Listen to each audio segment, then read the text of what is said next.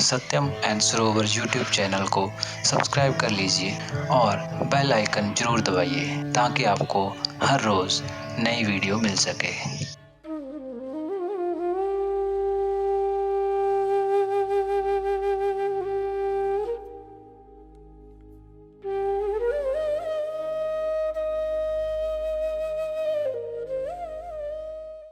स्वामी, जैसे आपने कहा कि जो एनेग्राम सिस्टम है वो एक पर्सनैलिटी बेस्ड सिस्टम है कि अगर हम एनेग्राम करने से हमें अपनी पर्सनैलिटी समझने में आसानी होगी। तो कैसे एनेग्राम, मतलब क्या स्टेप्स हैं जो किया जाए ताकि हम अपनी पर्सनैलिटी को समझ सकें और अच्छे से? एनेग्राम सिर्फ पर्सनैलिटी बेस्ड सिस्टम नहीं है, ह्यूमन डिज़ाइन के ऊपर पूरा जो हमारा डिज़ाइन है, जिसमें व्यक्तित्व एक हिस्सा है इसका, उसके ऊपर बना हुआ एक सिस्टम है। हाँ, इसका व्यक्तित्व को समझने में बहुत बड़ा उपयोग है, क्योंकि जिस तरह से जैसे बहुत सारे उपयोग हैं एनेग्राम के, तो अपनी जो पर्सनैलिटी है इसको समझने में इसका उपयोग ऐसे है कि हमारी जो पर्सनैलिटी है, ह्यूमन पर्सनैलिटी, बहुत सारी लेयर से मिलकर बनती है। आमतौर पे इसका पता नहीं चलता है, क्योंकि पर्सनैलिटी को हम सिर्फ समझते हैं कि हमारा फिजिकल प्रेजेंटेशन और फिजिकल अपीयरेंस हमारी पर्सनैलिटी है। ऐसा नहीं है। इसके पीछे की जो लेयर्स हैं, इसके पीछे के जो मोटिवेशन और ड्राइव है, वो हमारी फिजिकल अपीयरेंस को बनाते रहते हैं। तो फिजिकल अपीयरेंस के पीछे जो जो लेयर हैं, हमें वो समझ में आती हैं एनेग्राम की हेल्प से। वो मिनिमम मोटे तौर पे समझे तो कम से कम 3 लेयर है। एक है हमारा थिंकिंग की लेयर, हमारी कॉग्निटिव इंटेलिजेंस, जिसके माध्यम से हम चीज़ों को समझते हैं, चीज़ों को सही और गलत में बांटते हैं। क्लैरिटी जिसका हिस्सा होती है, कैलकुलेशन जिसका हिस्सा होती है, जिसको रूटीन भाषा में जिसको इंटेलिजेंस कहते हैं, इंटेलेक्ट कहते हैं, वो हिस्सा, यानी हमारा जो विचार करने का ढंग है और हमारे डिसीजन लेने की जो क्षमता है, वो एक तो ये तल हो जाता है।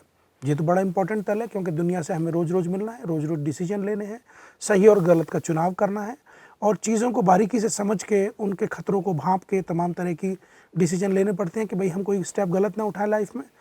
ये एक बड़ा इंपॉर्टेंट स्टेप होता है।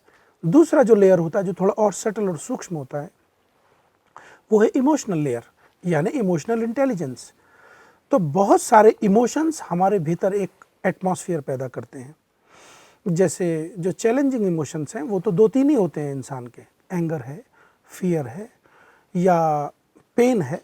ये बेसिक होते हैं इमोशंस। इनके ऑफशूट्स होते हैं जो अलग अलग रंग रूप ले लेते हैं। मेजर इमोशंस ये होते हैं।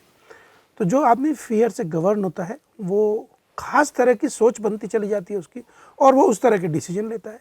यानी वो रिस्क लेने में पीछे हट जाएगा। किसी का सहारा चाहिए उसको लाइफ में आगे बढ़ने के लिए, चाहे संसार हो, चाहे कोई अध्यात्म हो या कोई भी बात हो। जो एंगर जिसके लिए ज़्यादा चैलेंजिंग इमोशन होता है, जिस व्यक्ति के लिए, वो उस तरह के डिसीजन लेता है, उस तरह का व्यवहार उसका लोगों के साथ हो जाता है, लोगों के संबंध वैसे बनते हैं। ऐसे में वो बहुत चीज़ें अपना नुकसान उठाता है जीवन में। जैसे फियर वाला नुकसान उठाता है, ऐसे एंगर वाला भी नुकसान उठाएगा।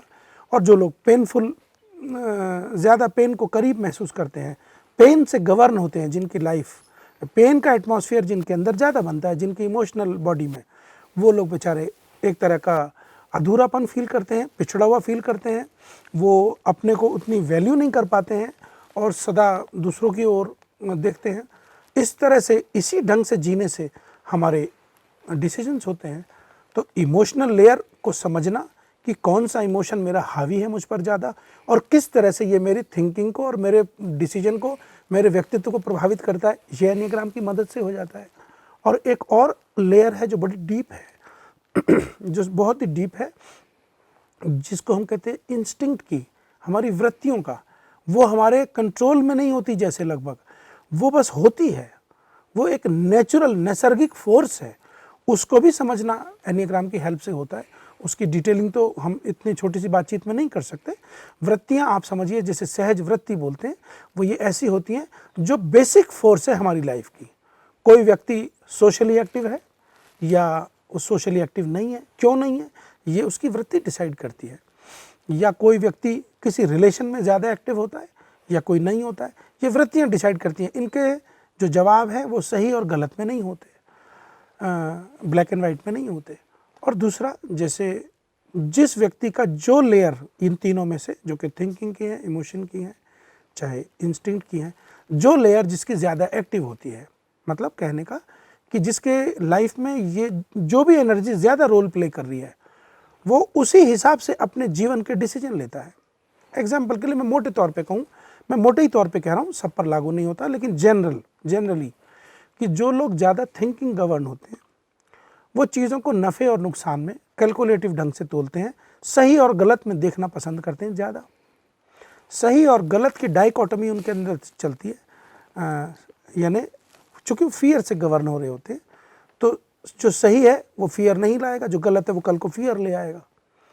तो उनके हिसाब से जो यस और नो है वो फियर में के कारण डिसाइड हो रही होती है, सही और गलत के पैमाने में। जो लोग एंगर से गवर्न हो रहे होते हैं, ज़्यादा एंगर जिनकी लाइफ में एक्टिव होता है, वो थोड़े से बॉडी बेस होते हैं और वो कंफर्ट और डिस्कम्फर्ट पर अपनी लाइफ के डिसीजन ज़्यादा ले रहे होते हैं, सुविधा और असुविधा पर, आराम पर या काम पर। ये नेचुरल फोर्स है, इंस्टिंक्ट का, इमोशन का नेचुरल फोर्स है, हमें पता भी नहीं चलता है।